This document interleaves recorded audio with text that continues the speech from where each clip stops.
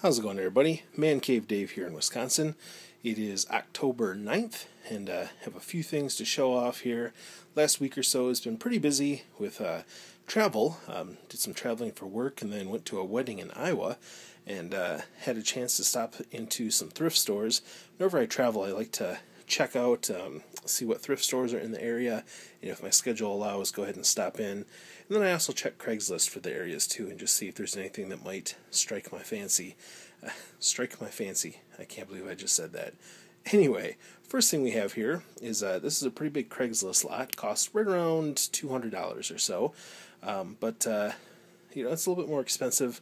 But I find that as I get more into this, that I'm getting some pretty good deals with the larger lots. It's a lot more money up front, but you get more, or I've been finding that I get more stuff that I didn't have, and then I'm able to trade or sell the stuff that I already did have, and can usually make back the money no problem, or at least really reduce. For the stuff I have, maybe I'll end up paying $20, or for the stuff I didn't have, rather than $200 by the time that I trade and sell the stuff that I have doubles of. So anyway, we got 3 control decks here, which are all a little dusty, but overall pretty good condition. The second one down is a little bit rougher, has some chips, and you can see the top has some marks on it, which some of that will probably come off with some rubbing alcohol, a little soap and water. But overall, they're pretty good. And this second one here is probably the most yellowed out of the 3. Next, in this lot, we have a whole bunch of different controllers. So we got 3 of the NES Advantage controllers, which are good for games like Pac-Man, a gray zapper, and an orange zapper. Only 1 power cord, which is kind of a bummer. A couple RF boxes, and 10 controllers, which NES controllers can always be a little bit tough to find when you're looking to bundle stuff. So I think there's 7 or 8 of the regular ones, and then 2 or 3 of the NES Max controllers. So that was kind of nice. Good. Can never have too many NES controllers, although my wife might beg to differ on that. Then we have just a whole bunch of games. I think there's over 50 of them here. So if the glare allows, we'll go through them real quick. We got Super Spike V-Ball, Dragon Warrior, this is what, Bases Loaded maybe? Yep, Bases Loaded, Section Z, Goal, RC Pro-Am, that's one of my favorites. Baseball Stars 2, which I don't think I had, Simon's Quest or Castlevania 2, Skate or Die, Rad Racer, Tetris, Kung Fu, Karate Kid, Wayne Gretzky Hockey, which I didn't have, Narc, Mission Impossible, Jordan vs. Bird, Adventure Island 2. I didn't play much of this when I was a kid, but Adventure Island 1 was one of my favorites. Man, that game is definitely Nintendo hard. Track and Field, Karate Champ, Blades of Steel, 720, Batman, Jaws, Gunsmoke, another classic. Days of Thunder, Mega Man 5, which I actually needed to complete another Mega Man set. Mega Man 2, and Mega Man 3. Then we got Double Dragon, another one of my favorites. Ice Hockey, TNC Surf Design, Dragon's Lair, Pinbot, Wild Gunman, which I actually just got in another lot, so that'll be a good double. Cobra Triangle, Little Mermaid, Spot, Ghosts and Goblins, another one of my favorites. World Class Track Meet, California Games, Kings of the Beach, Legacy of the Wizard, NES Open, Hogan's Alley, Rad Racer, Top Gun, the second mission, Nightshade, which I don't think I had, Super Team Games, Michael Andretti's World GP, which I didn't have, NASCAR, World Cup, and Gumshoe, which I didn't have. So at least a handful of those I didn't have. So that was a pretty good haul. Of course, now I gotta take the time to clean them all up, but it's kind of fun, nice, relaxing, and I still need to finish Red Sonja. So I did think it was kind of ironic that I mentioned Red Sonja and that I hadn't seen it. I just started watching it, and then the day later, or a couple days later, the scandal broke that Arnold Schwarzenegger and Brigitte Nielsen had a torrid love affair during it. So, small world, or I don't know, kind of weird. Anyway, next over here, some of you may remember I had a pretty good haul of Magic cards that I bought.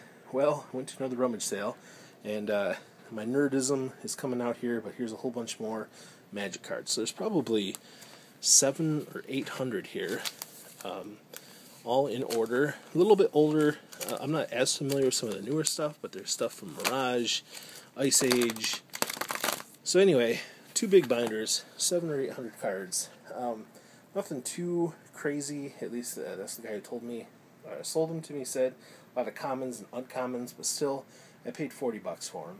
So especially with the binders and all the pages for 700-800 cards, I really couldn't complain there. So as my friends and I get back together and maybe play some more, this will be a good addition for that. Next over here, a couple different things. So stopped at a Savers in Minnesota and found a bunch of controllers and power cords. Got a N64 power cord for $5.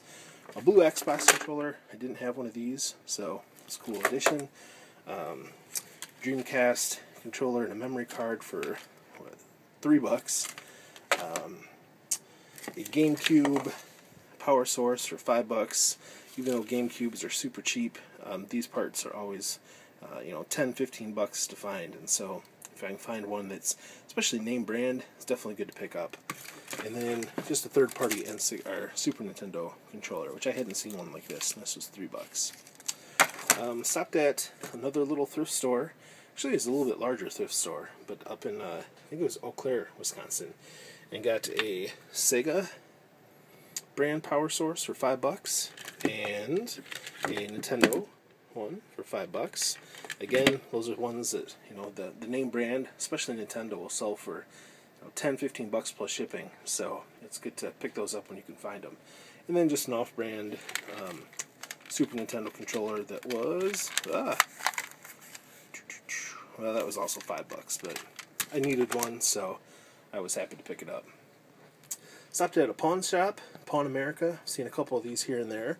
Picked up Darius Twin. It's a shooter for the Super Nintendo for $5. And then complete in the box, the Lone Ranger for NES, which as I tried to get more boxed games, I was happy to pick this one up, and I didn't have it yet unboxed either. So especially for $12, that wasn't too bad. Went ahead and grabbed it. Let's see here. Stopped at a Goodwill in Iowa. Got a couple PlayStation 1 games for $1 each, and they're in great condition. I mean, the cases have a few small scratches on them, but the games look like they haven't even been played.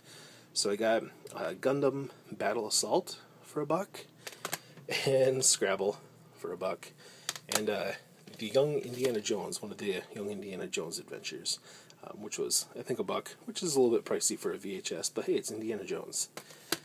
Let's see, another Goodwill. Oops. Got Fright Night here. Classic. I think this was $0.25. Quackshot for the Genesis. In the box, a little bit rough. Looked like it got wet at some point. It was $3 though, and I didn't have it, so I figured I'd pick it up. Got a third-party GameCube memory card for $2.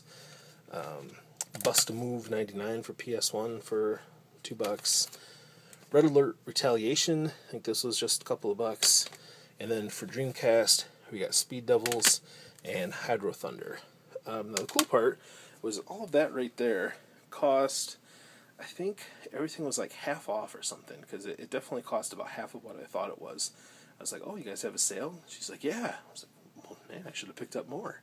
So that was pretty exciting. Next over here, some more stuff I picked up online.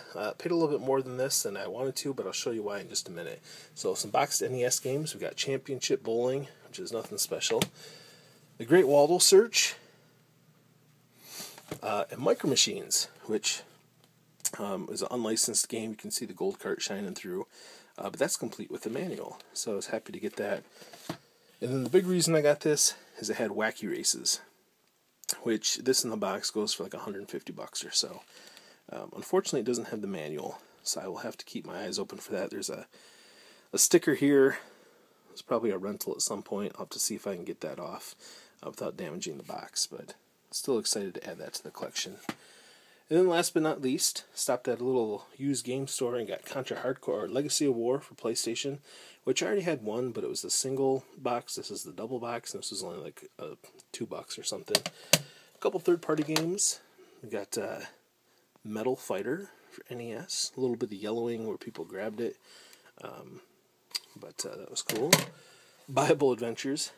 I actually had this as a kid. I still have the box, but my parents have the game, so now I have the game to add to my box. And then I picked up Final Fantasy III. My best friend Adam told me I have to try this game. So I got this with the manual, which I'm pretty excited to try it out and see how it goes. So all in all, pretty epic finds. Some of it, paid a little bit closer to retail, but you never know when you're going to need stuff like power cords and controllers to complete stuff. And I'm real excited about this set over here. So some of you have sent in some requests to me about trades. Keep them coming. I'll definitely keep updating my list, and I apologize I haven't had a chance to get back to some of you folks yet. I'm trying to get back to folks in the order that they're contacting me, just to be a little fair. But definitely, let me know if there's things you're looking for. And I'm also continuing to look for, by now some of the more harder to find stuff. But definitely want to make some fair trades. So if you guys are interested, let me know. But from here in Wisconsin, this is Mancave Dave. Thanks for watching, and I'll see y'all at the next sale. Take care.